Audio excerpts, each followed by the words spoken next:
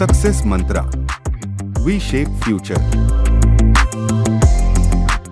Hello everyone, welcome you all in today's the Hindu news analysis. आज के the Hindu news analysis में number of topics ज़्यादा हैं, तो पहले ही वार्न कर देते हैं। बाद में मत बोलना कि सेशन थोड़ा लंबा चलेगा, but will try to adjust it as much as less time possible. But हाँ, कुछ चीज़ें हैं जो आपके एग्जाम पॉइंट ऑफ व्यू से बहुत ज़्यादा इंपॉर्टेंट है, और कुछ ऐसी चीज़ें हैं जो आने वाले एग्जाम, जैसे कि जो दिसंबर में एग्जाम हो सकता है, उसमें कंटिन्यू रहेगा वो चीज़। And it is my guarantee कि वो चीज़ें, क्योंकि उसके रिलेटेड रिपोर्ट्स आती हैं, तो विल सी कि क्या है। ठीक है, पहला है locating China in the Russia Ukraine. ये एग्जैक्टली पिछले साल 2 साल से चल रहा है, ये है ना, 2021-22 से ये चीजें चल रही हैं, रशिया यूक्रेन चाइना। इसको हम लोगों ने बहुत मल्टी लेवल एस्पेक्ट्स पे कवर किया। बस इसमें क्या है, एक बार देखने की कोशिश करेंगे। बस मैप लोकेशन देखेंगे चाइना की, यूक्रेन की, और थोड़ा सा इंडिया, यूएस और ताइवान का पोजीशन भी थोड़ा सा देखते हुए आगे बढ़ेंगे, क्योंकि कभी कभार एक आधा बार क्वेश्चन आ सकते हैं इस चीज से। और ये टॉपिक जो है वो कॉन्टिन्यूस टॉपिक है, ये ऐसा नहीं है कि आने वाले एग्जाम के बाद नहीं आएगा, वो आगे भी आ सकता है। Second is Indians renouncing citizenship highest in 2011। Hindu जब पढ़ते होगे, ये पेज आता है 12 पेज, ठीक है, 12th पेज अगर की बात करें, तो यहाँ पर ना इतने छोटे में दिया हुआ है ये। और हिंदुस्तान टाइम्स ने या किसी न्यूज़पेपर ने अपने इंस्टाग्राम चैनल पे भी डाला ये चीज कि कितने लोगों ने सिटीजनशिप रिनाउंस किया अपना।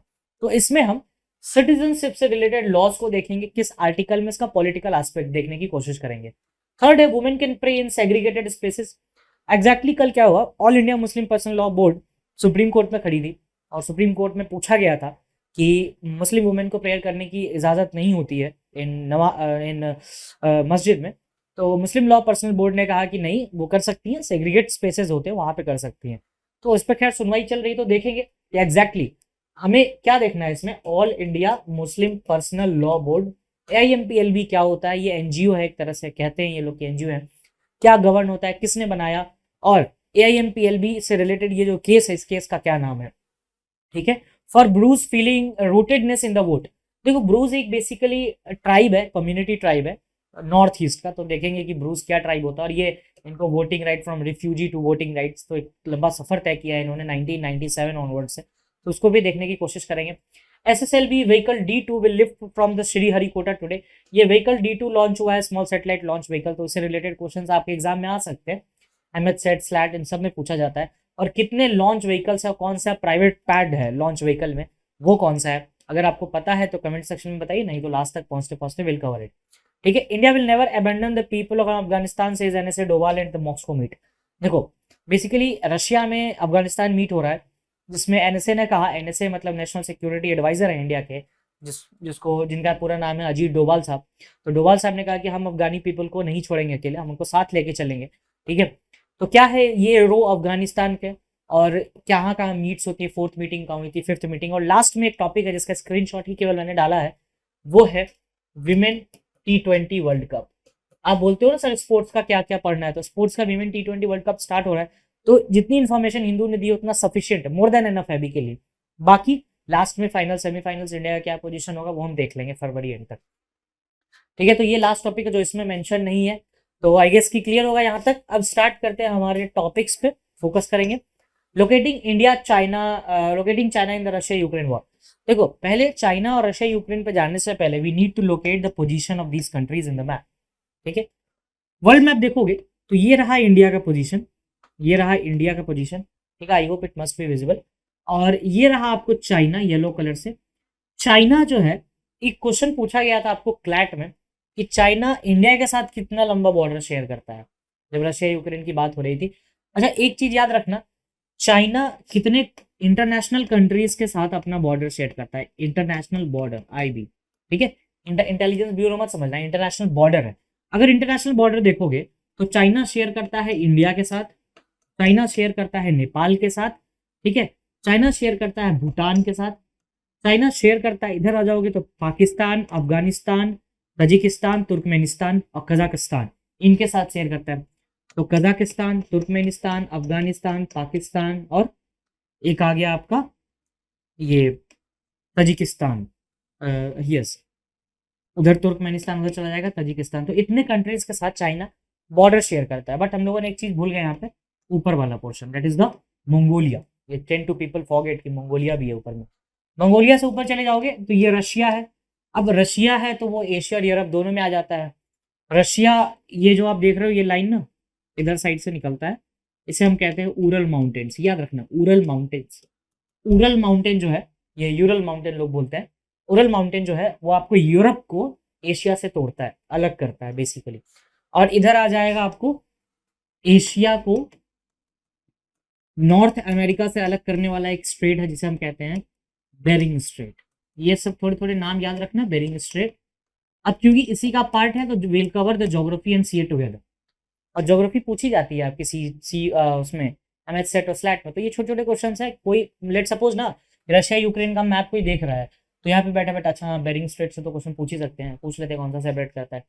बेरिंग स्ट्रेट के बारे में एक खास बात ये है कि जो नियरेस्ट स्ट्रेट है, ये नियरेस्ट स्ट्रेट है जिससे ग्रीनविच लाइन पास होती है। ग्रीनविच लाइन जो प्राइम मेरिडियन होता है वो इसी से पास करती है, कहीं ना कहीं यहाँ के पे ही पोजीशन से वो पास करती है। तो ये याद रखना, बेरिंग स्ट्रेट एशिया और नॉर्थ अमेरिका को अलग करता है, बेरिंग स्ट्रेट, ठीक है। और बेरिंग स्ट्रेट से ग्रीनविच लाइन पास करती है। China international border in countries के साथ शेयर करता है। अच्छा चाइना में, अच्छा एक चीज और रह गया था, ये वियतनाम लाओस और म्यांमार, वियतनाम लाओस और म्यांमार ये कंट्रीज हैं। एक बार ये मैप देख लेना, सारी चीजें सारे दुख दूर हो जाएंगे इसमें। अच्छा इंडिया और श्रीलंका को कौन सा स्ट्रेट सेपरेट करता है, ये चीज आप मुझे कमेंट सेक्शन में बताएंगे। ऐसे ऐसे क्वेश्चन पूछे गए एग्जाम में ना। अब वो करंट अफेयर्स ही रहता है, आप देखते नहीं हो तो लगेगा कि अरे कहाँ से ही पूछ दिया। अच्छा अभी कहाँ है हम, अफगानिस्तान में। तो अफगानिस्तान का एक वो देखेंगे तो अफगानिस्तान का ही बॉर्डर देख लो, ईरान के साथ शेयर होता है। अच्छा इधर देख लो, ऊपर चले जाओगे तो टर्की पहुंच जाओगे। टर्की में क्या होता है भाई साहब, तो टर्की में भूकंप आया था रिसेंटली जिसको आप लोगों ने पढ़ा था, मूवमेंट मैग्नीट्यूड स्केल। तो ये छोटी छोटी बातें हैं जिसको भूलना नहीं है यहाँ पे। तो अब देखते हैं, ये तो एक मैप का आइडिया मिल गया आपको। मेनली यहाँ पर 3 कंट्रीज हैं बेसिकली, इसमें ज्यादा कुछ समझने के लिए नहीं है, बस एक आइडिया रखो चीजें क्लियर हो जाएंगी, ठीक है। रशिया और यूक्रेन। अच्छा अब यहाँ पर एक चीज डाल लो, देखो रशिया और चाइना का फ्रेंडशिप इसीलिए है क्योंकि ट्रेड एग्रीमेंट्स है, ट्रेड डील्स होते हैं दोनों के बीच में, सप्लाईज होती है, बॉर्डर्स नेबरिंग बॉर्डर भी है। अच्छा रशिया चाइना को काउंटर कब करेगा,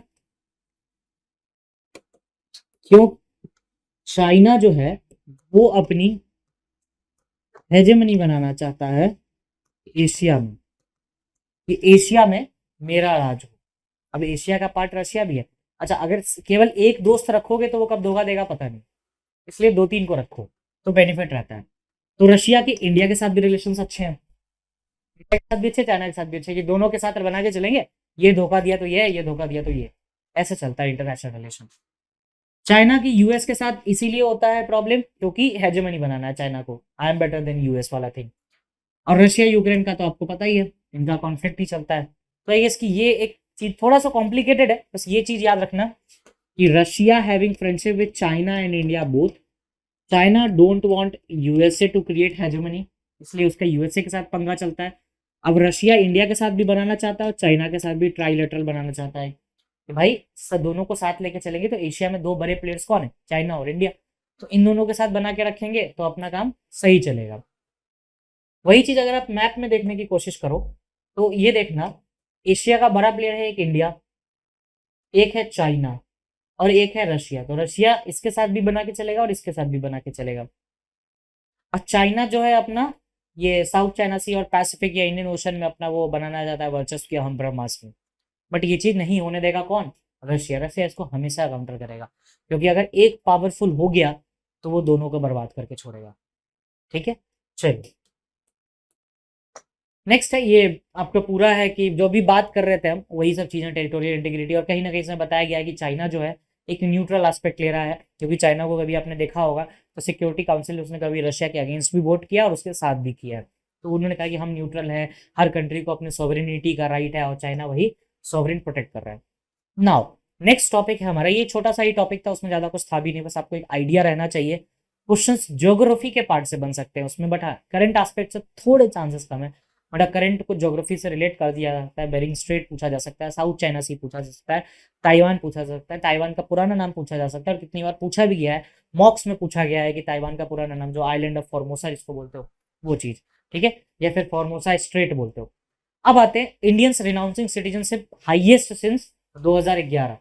पहले तो एक बार नंबर देखते हैं, उसके बाद हम इस फिगर पे आएंगे, क्योंकि मेन हमारा काम यहीं पर है।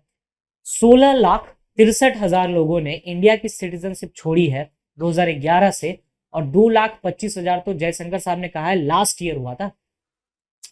तो कितने लार्ज नंबर पे लोग छोड़ के जा रहे हैं सिटीजनशिप, इससे पता चलता है। 2019 में 1.44 लाख, 85,250 2020 एंड 1.63, मतलब हर साल बढ़ते चला जा रहा है। ये लोग सिटीजनशिप छोड़ छोड़ के जा रहे हैं। देखो फैक्टर्स बहुत सारे हो सकते हैं, जॉब अपॉर्चुनिटीज है, बेटर लाइफ स्टाइल है, बेटर कंडीशनिंग है, तो 10 तरह की चीजें। और बाकी देशभक्ति ट्विटर पे ही होती है ना। देशभक्ति सामने किसी की नहीं निकलती, वो ट्विटर पे ही निकलती है, ट्विटर इंस्टाग्राम पे। मेरा देश महान है, इंग्लैंड जाकर के या फिर कनाडा जाकर या यूएस जाके आप ट्वीट पे कर देते हो कि XYZ government is best, India is best, India is best, why you are living your citizenship, just be here ना, be here and don't do this brain drain kind of thing. तो चलिए, लोगों की चॉइस है, right to life and personal liberty है, उसका हम लोग पूरा रिस्पेक्ट करते हैं। नेक्स्ट आते हैं, देखो तो सिटीजनशिप रिनाउंस कर रहा है कोई अगर, तो वो एक्वायर भी कर रहा है कहीं ना कहीं से, वो एक्वायर भी कर रहा है सिटीजनशिप। तो एक्वायरिंग के 4 तरीके देखते हैं, और ये चीज आप अगर देखोगे कॉन्स्टिट्यूशन में, पूछोगे सर कॉन्स्टिट्यूशन में कहाँ मेंशन है, तो पार्ट 2 ऑफ इंडियन कॉन्स्टिट्यूशन, और एक आर्टिकल है जिसका हम नाम रखते हैं आर्टिकल 5 to 11, ये डील करता है सिटीजनशिप से बेसिकली। इसके बाद एक एक्ट है citizenship act, citizenship act of 1955, ये एक एक्ट है जो इस चीज से डील करता है। अच्छा, एक अभी नया वाला है जिसके ऊपर अमित शाह जी बैठे हैं बहुत दिन से, सिटीजनशिप अमेंडमेंट बिल 2019। इसका तो I even don't get answer sometimes कि भाई जब तुम्हें करना ही है तो करके खत्म करो, ड्राफ्ट लाओ ना, where is the draft, parliamentary committee को भी नहीं दे रहे हो ना, खुद पेश कर रहे हो, बस खींचे जा रहे हो टाइम। चलिए, तो ये 3 प्रोविजंस याद रखना, सिटीजनशिप एक्ट 1955, आर्टिकल 5 to 11 और पार्ट 2। एक चीज और, अगर आपसे ये क्वेश्चन पूछा जाए कि वर्ड सिटीजन कहाँ डिफाइंड है इंडियन कॉन्स्टिट्यूशन में, तो आर्टिकल 5 से 11 मत मार के चले आना, वर्ड सिटीजन कहीं डिफाइन ही नहीं किया गया है। सिटीजनशिप को लेने और छोड़ने के प्रोसेस को बताया गया है, बट ये वर्ड पर्टिकुलरली सिटीजन कहीं नहीं बताया गया कि हाँ यहाँ मेंशन्ड है, राइट। चलिए, मोड्स ऑफ एक्वायरिंग देखते हैं। एक होता है नेचुरलाइजेशन, एक होता है बाय डिसेंट प्रभुत्व से, एक होता है बाय बर्थ, और एक होता है रजिस्ट्रेशन करा के। तो ये 4 तरीके हैं सिटीजनशिप के। तो देखते हैं इन 4 तरीकों में क्या क्या चीजें काम करती हैं। ये तो हम लोगों ने देख लिया facts. Citizenship is listed in the union list, और ये कंप्लीटली जुरिसडिक्शन पार्लियामेंट का होता है, यूनियन लिस्ट का सब्जेक्ट है। और लिस्ट किसमें मेंशन्ड है, अगर आपसे पूछा जाए कि सिटीजनशिप कौन से लिस्ट में है, तो यूनियन लिस्ट में। ये चीज तो बता ही दोगे कि जो सिटीजनशिप का जो एक्ट है उस पर राइट किसका है बनाने का, यूनियन का। यूनियन का अधिकार है कि हम लॉ बनाएंगे। अच्छा, अब ये लिस्ट में मेंशन्ड है, यूनियन के लिस्ट में। लिस्ट कितने तरीके होते हैं, 3 तरीके के लिस्ट होते हैं। बेसिक रेजिड्यूरी को अगर हटा दें तो यूनियन, स्टेट और कॉन्करेंट लिस्ट। इस पे केवल यूनियन लॉ बनाएगा, स्टेट पे केवल स्टेट बनाएगा, कंकरेंट पे दोनों मिलकर बनाते हैं, और अगर मान लो कॉन्फ्लिक्ट हुआ तो सेंटर विल प्रिवेल। अच्छा, लिस्ट कौन से शेड्यूल में है, 7 शेड्यूल, इतना तो पढ़ ही लिया होगा। 7 शेड्यूल में 3 लिस्ट है, ये सब छोटी छोटी बातें पूछी जाती है हमेशा। चलिए, नेक्स्ट देखते हैं कि ये पार्ट 5 to 11 ये सब कुछ बता दिया अभी। अच्छा, ये चीज आता है आपको basically, unlike other provisions constitution which came into being 26 जनवरी 1950, एक क्वेश्चन पूछा जाता है जनरली, कभी कभार लोग मजे लेने के लिए पूछ देते हैं, हम भी जब पढ़ते थे तो मजे लेने के लिए पूछ देते थे या ये क्या होता है, तो ये चीज जान लो, कभी कभार अगर एग्जाम में पूछा जाए तो टिक कर सको। जैसे सिटीजन है कहाँ डिफाइंड, तो nowhere defined Indian constitution. तो एक चीज आता है कि कुछ प्रोविजंस जो है कॉन्स्टिट्यूशन 26 जनवरी 1950 से लागू हुआ, एनफोर्स हुआ, लेकिन इनैक्ट कब हो गया था, 26 नवंबर 1949। कॉन्स्टिट्यूशन में डेट खोलना, कॉन्स्टिट्यूशन खोलना, बेयर एक्ट खोलना, प्रियम्बल खोलना, प्रियम्बल का सबसे नीचे एक लाइन लिखी होगी फर्स्ट पेज पे प्रियम्बल के, 26 November 1949 we here enact, adopt and enforce. ठीक है, हम ये चीज कर रहे हैं, ठीक है। तो 26 नवंबर 1949 को जिस टाइम हमने इनेक्ट किया था कॉन्स्टिट्यूशन, उस दिन बहुत सारे प्रोविजंस लागू कर दिए गए थे। उसमें से एक था सिटीजनशिप। सिटीजनशिप का प्रोविजन लागू कर दिया गया उसी दिन से। तो हम लोगों ने 4 टाइप देखे। एक टाइप देखते हैं बर्थ। अगर आपका जन्म 26 जनवरी 1950 या उसके बाद हुआ है, या उसे हम कहेंगे सिटीजनशिप, या उससे जन्म लिए जो भी बच्चे हैं उन्हें हम सिटीजन कहेंगे, ऑटोमेटिकली वो बाई बर्थ है। ठीक है। अगर आपका जन्म 1/7/1987 1987 से पहले हुआ है, तो respective of nationality of parents, मतलब पेरेंट्स की नेशनैलिटी के बेसिस पे सिटीजन होगा। अगर मान लो किसी का बर्थ होता है 1/06/1987, इस तारीख को किसी का बर्थ होता है, तो ये चीज देखा जाएगा कि उसके पेरेंट्स इंडियन है कि नहीं। अगर है तो वो ऑटोमेटिकली इंडियन हो जाएगा। अच्छा, इसमें एक डेट और आती है 2004 वाली।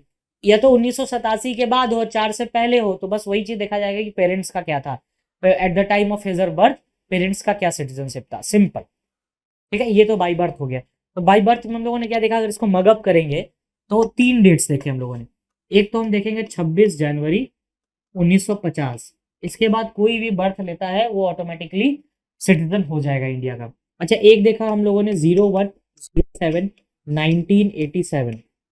इससे पहले किसी का बर्थ होता है तो हम किसका एज देखेंगे, पेरेंट्स का बर्थ देखेंगे कि उनकी सिटीजनशिप क्या है, उनकी नेशनैलिटी क्या है।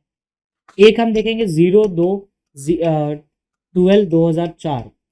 इसके बाद होता है या इससे पहले हो जाता है या इस तारीख को होता है, फिर भी हम किसकी नेशनैलिटी देखेंगे, parents at the time of his her birth. तो ये 3 चीजें याद रखना, बाकी सारा खेल खत्म।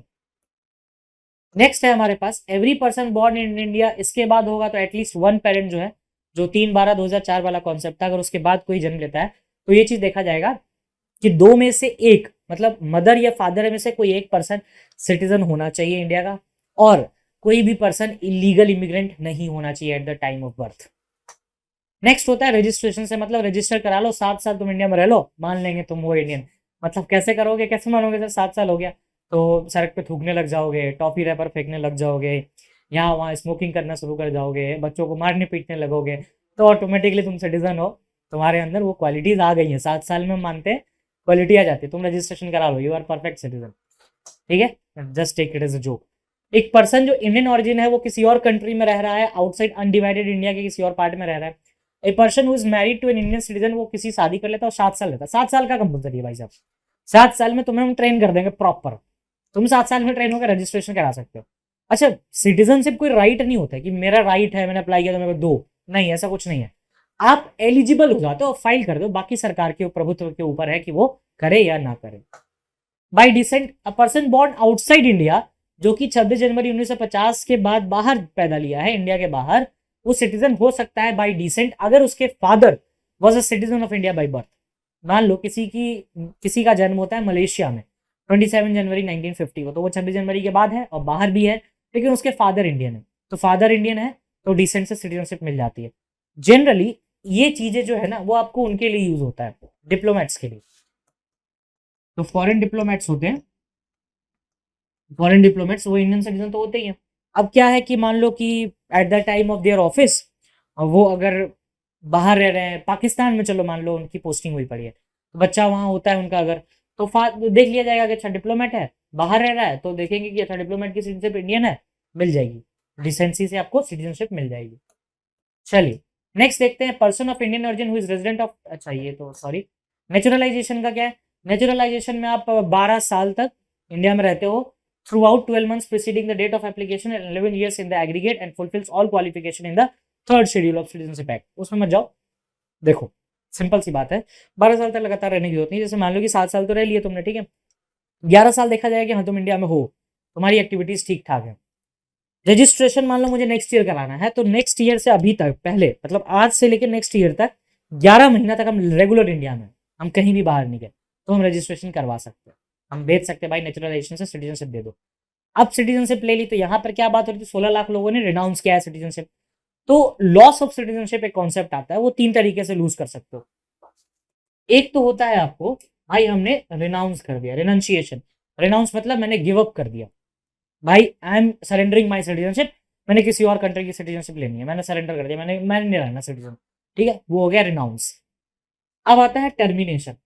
देखो टर्मिनेशन होता है बेसिकली, अगर मान लो हम इंडियन सिटीजन है, ठीक है, हम इंडियन है, अब मैंने क्या किया है कि मैंने यूके का सिटीजनशिप ले लिया, तो मेरी ऑटोमेटिकली इंडिया की सिटीजनशिप खत्म हो जाएगी। या फिर मैंने यूएस की सिटीजनशिप ले ली, मैंने ईरान की सिटीजनशिप ले ली, मैंने किसी और कंट्री की XYZ कंट्री चाइना की सिटीजनशिप ले ली, तो मेरी इंडियन की सिटीजनशिप खत्म हो जाएगी, ऑटोमेटिकली टर्मिनेट हो जाएगी, उसके लिए कुछ नहीं करना है। क्योंकि इंडिया में एक कॉन्सेप्ट नहीं है, that is the concept of dual citizenship. India में ये कॉन्सेप्ट ही नहीं है डुअल सिटीजनशिप। आप दो जगह दो सिटीजनशिप लेके नहीं रह सकते इंडिया में, एक ही हो तो नहीं तो नहीं हो, ठीक है। उसके बाद आता है डेप्रीविएशन। अगर मान लो कि सिटीजनशिप फ्रॉड तरीके से लिया गया या पेपर्स उसके फ्रॉड हैं, गलत तरीके से, इलीगल मीन से, तो डेप्रीविएशन के थ्रू हटा दिया जाता है सिटीजनशिप। तो ये चीज, तीन चीज समझ गया आई गेस। रिनंसिएशन में क्या होगा कि भाई मैंने सरेंडर मार दिया सिटीजन, मैंने नहीं लेनी। टर्मिनेशन में क्या करना है, कहीं और की सिटीजनशिप ले लेनी है, टर्मिनेट हो जाएगा। डेप्रीविएशन में क्या होगा, फ्रॉड तरीके से सिटीजनशिप लोगे तब उसको डेप्राइव कर दिया जाएगा। चलिए नेक्स्ट है वुमेन के pray in the segregate places. ये आई गेस की जामा मस्जिद की इमेज है, yes if I am not wrong, ठीक है, क्योंकि वो गुंबद है ना सामने में। And if you ever visited Jama Masjid तो एक चीज देखना, इट इज माई गेस कि ये जामा मस्जिद है। तो जामा मस्जिद के अपोजिट में बड़े अच्छे अच्छे कैफेज हैं जिनका प्लेस बहुत अच्छा है। If you are from Delhi just go there, ठीक है। चलिए, तो एक केस चल रहा था सुप्रीम कोर्ट में, और केस नहीं था वो, एक बेसिकली PIL था। एक PIL आया था कि भाई साहब बात बताओ, विमेंस को तो प्रे करने का राइट होना चाहिए। सुप्रीम कोर्ट, हाँ बिल्कुल होना चाहिए, लेकिन बीच में आता है All India Muslim personal law board, जो कि गवर्न करता है शरीयत एक्ट 1937, और ये बोलता है कि हम गवर्न करेंगे मुस्लिम्स के लिए शरीयत एक्ट 1937, हम अपने हिसाब से करेंगे। और निकाह नामा वगैरह जो होता है वो वक्फ बोर्ड बनाता है। निकाह नामा वो लोग कंडीशंस डालते हैं, यहाँ ये कंडीशंस होंगे। निकाह नामा बेसिकली देखो, मुस्लिम मैरिज में कॉन्ट्रैक्ट होता है, तो कॉन्ट्रैक्ट है तो कॉन्ट्रैक्ट के लिए कॉन्ट्रैक्ट साइन करना पड़ेगा, तो निकाह नामा is a contract basically, simple language में। तो अपन पहले समझते हैं all India Muslim personal law board होता क्या है। देखो, all India Muslim personal law board जो है एक नॉन गवर्नमेंट ऑर्गेनाइजेशन है, और ये प्राइवेट NGO है, ये चीज याद रखना, it is a private NGO। और इसको बनाने वाली थी madam prime minister Indira Gandhi. Indira Gandhi ने इसको स्टेब्लिश करवाया था 1973 में। 1973 बड़ा इंपॉर्टेंट डेट है, 50 साल होने वाले AIMPLB को। 1973 में केशवानंदा भारती का जजमेंट भी आया था। और ये most importantly Muslim personal law Shariat act 1937 को गवर्न करवाता है। The members of all India Muslim personal law board do not apply to Ahmadiya Muslims, क्योंकि AIMPLB के हिसाब से Ahmadiya Muslims are not Muslims. ये चीज याद रखना कि किसको एक्सक्लूड कर दिया इन्होंने, अहमदिया मुस्लिम्स को। चलिए नेक्स्ट आते हैं, Ahmadiyas are not allowed to sit, उन्हें अलाउड भी नहीं है कि आप बैठो बोर्ड में, ठीक है। They are widely regarded as India as a representative of Muslim in the country, as mostly Muslims do not considered Ahmadiya as a Muslim. Simple है, All India Muslim personal law Board 1973 में आता है, इंदिरा गांधी बनवाती हैं। It is a private NGO। 1937 का शरीयत act को ये गवर्न करवाता है, और फिर इसमें अहमदिया मुस्लिम्स को कंसीडर नहीं किया जाता।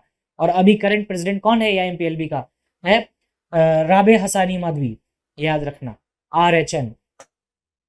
केस का नाम ये रहा आपको, रिट पिटीशन है Farah Anwar Hussain Shaikh versus union of India, ठीक है। ये चीज याद रखना, ये इंपॉर्टेंट है, अभी ये चलेगा लंबा। अब आते हैं ब्रूस पे, Bruce feeling rootedness in the vote. देखो, ब्रूस बेसिकली कम्युनिटी है नॉर्थ ईस्ट की, ठीक है। ब्रूस जो है एक ट्राइबल कम्युनिटी है, बेसिकली ट्राइबल कम्युनिटी है ये ब्रूस, ठीक है। अब एक चीज बताना, कमेंट से क्या ही बताओगे, देख लो। SC ST जो होता है बेसिकली दो कमीशंस होते हैं, national commission for scheduled tribes and scheduled caste. तो ये आता है 338A में, और ये आता है 338 में इंडियन कॉन्स्टिट्यूशन का। ये दोनों आर्टिकल है, पढ़ लेना अच्छे से, काम आएगा, क्योंकि ट्राइब्स का न्यूज बहुत डेली न्यूज में रहता है। चलिए देखते हैं क्या है। देखो बेसिकली ना ये मिजोरम, ठीक है, मिजोरम वाले रीजन में ज्यादा रहते हैं, और मणिपुर में भी मिल जाएगा, मणिपुर ऊपर है सॉरी, मणिपुर में मिल जाएगा, त्रिपुरा में यहाँ देख लोगे। अच्छा, इनका ना एक जगह है प्रॉपर जहां से ये बिलोंग करते हैं मिजोरम में, ममित जगह से, ममित ममित और कोलासिब, और इधर से लुंगली, ये तीन जगह है, लुंगली ममित कोलासी। तो ये अगर पूछा जाए तो बहुत डिटेल हो जाएगा, बट अगर पूछा जाए तो कर लेना। बाकी वो 338 और 338 ये याद रखना ट्राइबल कम्युनिटी से रिलेट करता है, वो कॉन्स्टिट्यूशन प्रोविजन। चले, तो 14,000 ट्राइब्स हैं वो मिजोरम में डिस्प्लेस हुए, उनको वोट रजिस्टर किया गया त्रिपुरा में। मिजोरम से त्रिपुरा है, ठीक है, इन्हें नॉन मिजो कहा जाता है, उनके लिए टर्म है वाई, वो देखेंगे क्या होता है।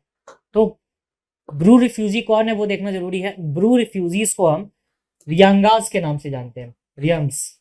ये ऐसे क्वेश्चन स्लैट पूछ सकते हैं। Reangs are a tribal community indigenous to North East and have historically decided in 3 जगह पर रहते थे ये, मिजोरम, त्रिपुरा और असम। ये 3 जगह एमटी है, ये एएमटी, असम, त्रिपुरा, मिजोरम, ऐसे याद रख सकते हो। ये ब्रू जो है एएमटी पे पीना चाहिए, सॉरी एएमटी। ब्रू कॉफी होती है ना, जैसे नेस्कैफे रहता है वैसे ब्रू होता है, genuinely Nescafe is overrated than Bru, ठीक है। ब्रू जो है वो एएमटी है असम, मणिपुर एंड मिजोरम एंड त्रिपुरा। मणिपुर याद मत रखना, असम, मिजोरम एंड त्रिपुरा। त्रिपुरा में ब्रूज को डेजिग्नेट किया जाता है particularly the vulnerable tribe groups. तो ये क्वेश्चन भी आ सकता है कि किस स्टेट में वल्नरेबल ट्राइब है, तो त्रिपुरा में इनको वल्नरेबल ट्राई किया जाता है। वल्नरेबल सिंपल है, बहुत आसान सा है, कुछ उसमें नहीं करना है। देखो जब ऐसे नोट बनाओ ना तो इस तरीके से बना लिया करो, काम हल्का हो जाता है। लोग पूछते हैं बच्चे जब किस तरीके से नोट बनाए। देखो जैसे ब्रू है, जान लिया कि इनको क्या बोला जाता है, रियांग्स। नीचे क्या लिख लिया मैंने, रियांग्स के नाम से ही जाना जाता है। अब क्योंकि ये ट्राइब्स हैं तो 338 और 338 ए, ये नाम लिख लिया इसके पीछे। अब इसके बाद ये कहाँ से बिलोंग करते हैं, एएमटी से। असम, मिजोरम और त्रिपुरा। त्रिपुरा में ये क्या है, वल्नरेबल है। तो देखो सारा कॉन्टेक्स्ट क्लियर हो गया इस पेज का, एक लाइन भी ठीक से रहने नहीं दिया इसमें, ठीक है। चलिए नेक्स्ट बढ़ते हैं आगे। इट ऑल स्टार्ट, देखो 1995 में बेसिकली यंग मीजो एसोसिएशन है, मीजो स्टूडेंट्स का ग्रुप है। उन्होंने कहा कि ब्रूज जो है उन्हें एलिमिनेट किया जाए मिजोरम से, भगाओ जहां भगाना है। तो ये त्रिपुरा में इनको आया फाइनली, और ये कहते थे वाई, नॉन मीजोस। स्टार्टिंग बताया था ना, इनको बताया था why in the state meaning outsiders और नॉन मीजोस। 1997 में फाइनली इनका पलायन हुआ, एक एग्रीमेंट भी साइन हुआ जो 4 पॉइंट एग्रीमेंट कहा जाता है 2018 में। ये जो एग्रीमेंट है इनका 2018 में बना था ये एग्रीमेंट, और इसमें ब्रूज रिफ्यूजी को अलाउ किया गया कि आप त्रिपुरा में रहो। मिजोरम से निकाला गया तो कहाँ जाओगे, त्रिपुरा।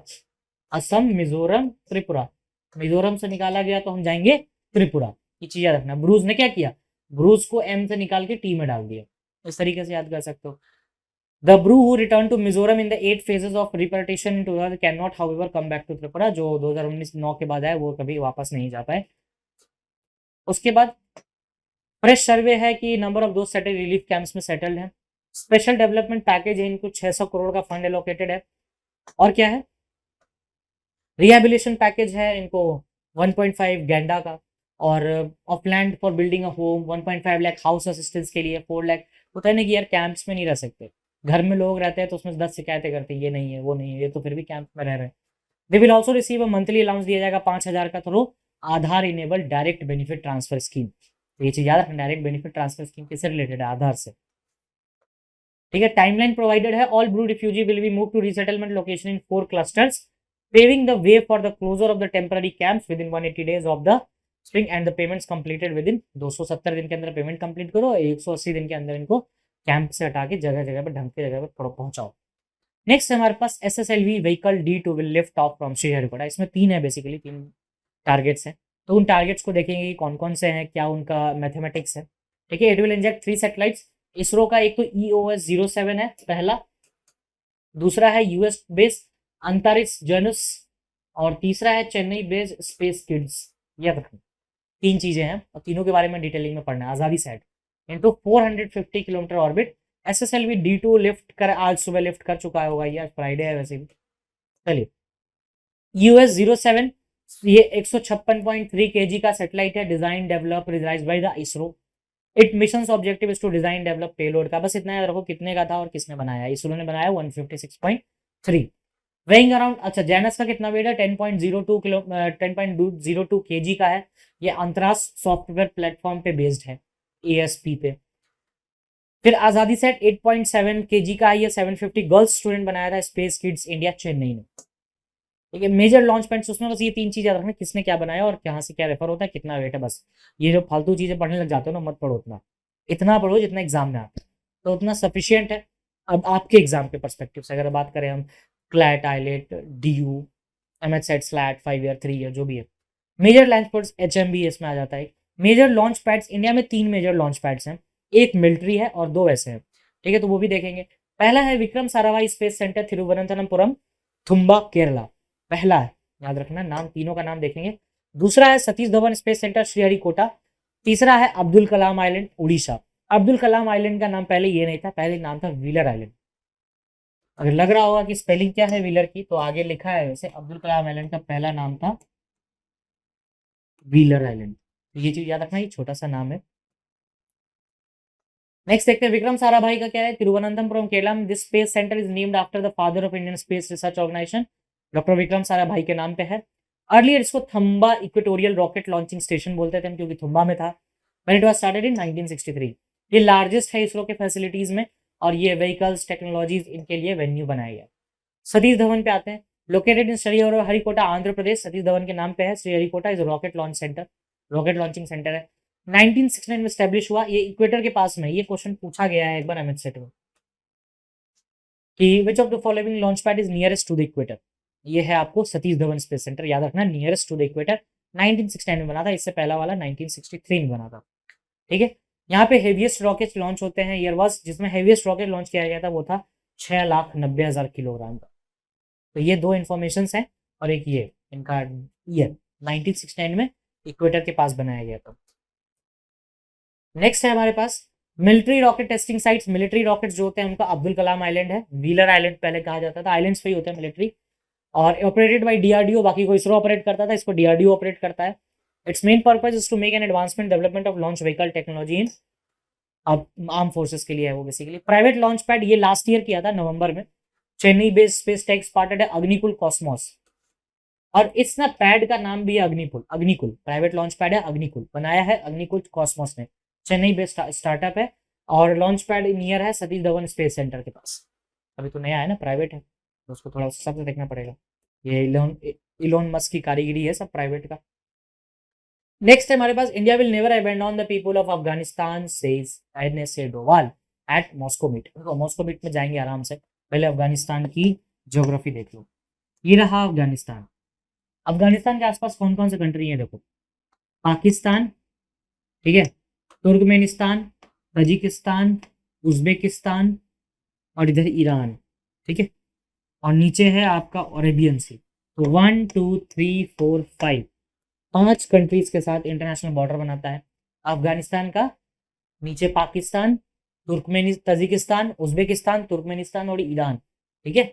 ये चीज याद रखना, ये इंपॉर्टेंट है, कभी कभार पूछा जाता है ये सब चीजें, ज्योग्राफी बेसिक। इसमें ज्यादा कुछ नहीं करना है कि उन्होंने बताया कि ये डायलॉग है, 5th मल्टीलैटरल डायलॉग हुआ था रशिया में, ठीक है। Advisors on Afghanistan Russia, Moscow, Moscow is the capital, इससे वो डालते हैं। 4th कहाँ हुआ था, दुशांबे में, तजिकिस्तान। 4th हुआ था तजिकिस्तान में, और 5वां हुआ है आपको रशिया में, और एक इंडिया में भी हो चुका है, पाकिस्तान ने आज तक ज्वाइन नहीं किया। पार्टिसिपेंट्स कौन कौन थे, Russia, India, Iran, Kazakhstan, Kyrgyzstan, China, Tajikistan, Turkmenistan, Uzbekistan, इसके रिप्रेजेंटेटिव्स मीटिंग में थे। Meeting was held at the level of NSS, national security advisor, से अजित डोवाल गए थे। जेनेसिस ऑफ डायलॉग यही है कि अब ये पहले स्टार्ट हुआ था, ये जो मीटिंग है अफगानिस्तान से रिलेटेड, वो 2018 में जब यूएस ने अपने अफगान में ट्रूप्स वापस लिए थे, उस टाइम से स्टार्ट हुआ ये। फर्स्ट 2 मीटिंग ईरान ने होस्ट किए 2018-19, ठीक है। 2020 कैंसिल हो गया ड्यू टू पैंडेमिक, तो 5 कैसे हुए देखो, 2018, 2019 ये ईरान में हुआ, ठीक है। 2020 कैंसिल कर दिया गया, तो अब बचा 2021, 2022 और 2023। इस बार का तो हो गया, यानी बच रहा है कौन, अब इंडिया एक बच रहा है। और इस बार का कहाँ हो गया आपको, अब मॉस्को में। 2021 में hosted Delhi regional security dialogue on Afghanistan, Delhi में 2021 में हुआ था, इंडिया में। तो ये चीज याद रखना है, इंडिया में 2021 वाला हुआ था, ठीक है, और 22 वाला आपको हो गया मॉस्को में। पाकिस्तान अभी तक एक भी सेशन अटेंड नहीं कर सकता है। China did not participate in the meeting hosted by India 2021, China ने पार्टिसिपेट नहीं किया था जब इंडिया ने होस्ट किया था। तो China absent signal send out that it does not want to associate with any process led by India। जैसे ना ब्रेकअप हो जाता है दो लोगों का कि नहीं तुम हो तो हम जाएंगे, जो करना कर लो। नेक्स्ट है व्हाट नॉट टू बी बिग्स्ट में exploring the blue in the India France partnership. पढ़ लेना एक बार, गो थ्रू कर देना, ऐसे क्वेश्चंस पूछे जा सकते हैं रशिया, उससे रशिया कह रहे हैं, जो आपका रीजनिंग वाला पार्ट होता है उसमें। अच्छा, all eyes on the remuneration, ये T20 स्टार्ट हो रहा है। Australia, England and West Indies are the only team to lay their hands on the women's T20 World Cup. Australia has dominated the competition, emerging champion 5 times in 7 edition. 7 में से 5 बार Australia ने जीता है maximum. India loss किया है 2020 का final to Australia, is also 3 time semifinalist 9, 10 और 18 में। चैंपियंस देख लो, 2009 से स्टार्ट हुआ था, पहला इंग्लैंड था, उसके बाद ऑस्ट्रेलिया चला, 16 वेस्ट इंडीज था, फिर ऑस्ट्रेलिया चला। तो बस 2 याद रख लो, 9 से स्टार्ट हुआ, 16 में वेस्ट इंडीज, 9 में इंग्लैंड, 16 में वेस्ट इंडीज, बाकी सारे टाइम ऑस्ट्रेलिया। नेक्स्ट है, ये आप छोड़ सकते हो एक सेकंड के लिए, बट हाँ थोड़ा बहुत देख लो अगर देखना है तो, क्रिकेट में इंटरेस्ट है तो। Australians made it to final all except 2009 when they lost England to the semifinals. बस ये 3 फैक्चुअल इंफॉर्मेशन जो पता होनी चाहिए। Now the question is, who wants to name February 14 as a cow hug day? ये पता होना चाहिए, animal welfare board of India. What is the sanction strength of the supreme court? तो 34 जजेस। एडवोकेट एल विक्टोरिया, इसका answer सबको पता होगा, मद्रास हाई कोर्ट में बनी है। Mobile and IT company Nokia is based on which country? तो ये फिनिश कंपनी है, फिनलैंड। फिनिश ये वर्ड यूज किया था, ये हम लोगों ने कल पढ़ा था when we were reading about the Nordic countries. In which year did Adolf Hitler invade the erstwhile Soviet union? इसका बता देना, ये स्टैटिक का क्वेश्चन है। Indian cricket number 1 spot in the batting chart, ये स्काई है शायद, देखना, जिनको कल शायद कैप भी किया गया। Now these are the some channels where you can follow us for the more related contents. Thank you, that's all from my side.